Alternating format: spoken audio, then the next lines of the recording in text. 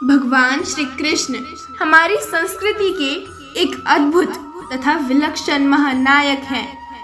एक ऐसा व्यक्तित्व जिसकी तुलना न किसी अवतार से की जा सकती है और न संसार के किसी महापुरुष से। उनके जीवन की प्रत्येक लीला में, प्रत्येक घटना में एक ऐसा विरोधाभास दिखता है जो साधारणतः समझ में नहीं आता। यही उनके जीवन चरित्र की विलक्षणता है और यही उनका विलक्षण जीवन दर्शन भी है। ज्ञानी ध्यानी जिन्हें खोजते हुए हार जाते हैं, जो न ब्रह्म में मिलते हैं, न पुराणों में और न वेद की ऋचाओं में। वे मिलते हैं ब्रजभूमि की किसी कुंज निकुंज में राधा रानी के पैरों को दबाते हुए। ये श्री कृष्ण के चरित्र की विलक्षणता ही तो है कि वे अजन्मा होकर भी पृथ्वी पर जन्म लेते हैं, मृत्युंजय होने पर भी मृत्यु का वरण करते हैं। वे सर्वशक्तिमान होने पर भी जन्म लेते हैं कंस के बंदी गृह में। गीता हमें सिखाती है कि विभिन्न परिस्थितियों में मनुष्य का क्या कर्तव्य है। अपने कर्तव्य कर्म को पहचानने के बाद व्यक्ति को पूरे दृढ़ संकल्प से सफलता असफलता, हानि लाभ, सुख दुख की चिंता किए बिना अपने कर्तव्यों का निर्वाहन करना चाहिए। ईश्वर पर दृढ़ विश्वास रखते हुए मनुष्य को अपनी हर परिस्थिति का डटकर सामना करना चाहिए।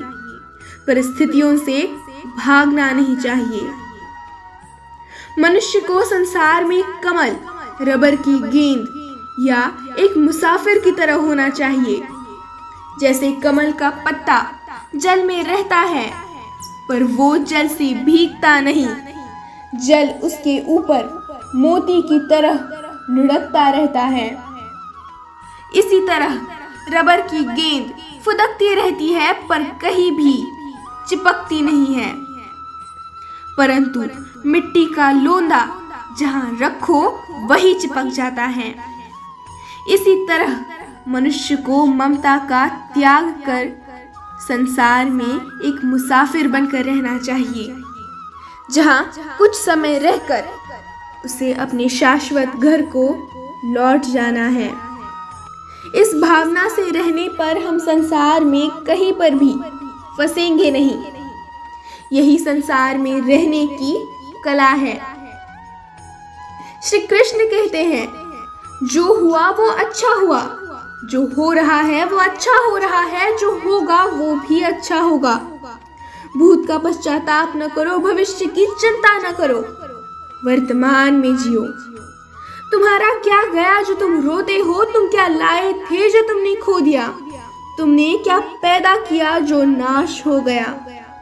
न तुम कुछ लेकर आए, जो लिया यही से लिया, जो दिया यही पर दिया। खाली हाथ आए, खाली हाथ चले जाओगे।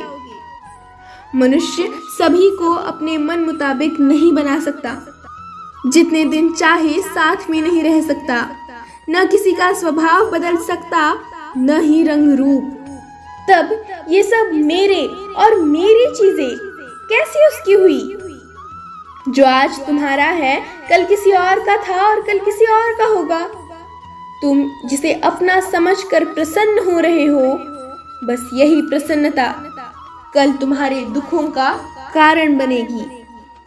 अतः मनुष्य को मानना चाहिए कि ये संसार, घर, धन, परिवार सब भगवान का है और हम भगवान का ही काम करते हैं। सब चीजें भगवान की मानने से वे प्रसाद रूप हो जाएंगी। ऐसा भाव रहने से चिंता, भय आदि कुछ नहीं रहेगा। परिवर्तन ही संसार का नियम है। संसार के जितने भी संबंध हैं, वे सब के सब बिछड़ने वाले हैं। जिसे तुम मृत्यु समझते हो वही तो जीवन है। न यह शरीर तुम्हारा है, न तुम शरीर के हो। ये शरीर अग्नि, जल, वायु, पृथ्वी और आकाश से बना है और इसी में मिल जाएगा।